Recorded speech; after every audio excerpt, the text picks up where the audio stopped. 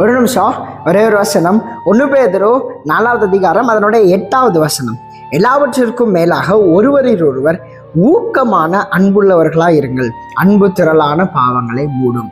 ஆமென். இங்க கர்த்தருடைய வசனம் ஒரு காரியத்தை சொல்லுகிறது. என்ன அப்படின்னா, எல்லாவற்றிற்கும் மேலாக நீங்க என்ன பண்ணுங்கன்னா ஊக்கமான அன்புள்ளவர்களா இருங்க அப்படி சொல்லி கர்த்தருடைய வசனம் சொல்லுகிறது.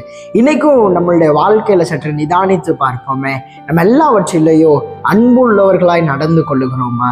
இன்னொரு இடத்துல கர்த்தருடைய வசனம் சொல்லி இருக்கிறது, உங்களுடைய கிரிகைகள் எல்லாம் அன்போடு செய்யப்பட கடவுது அப்படின்னு சொல்லி.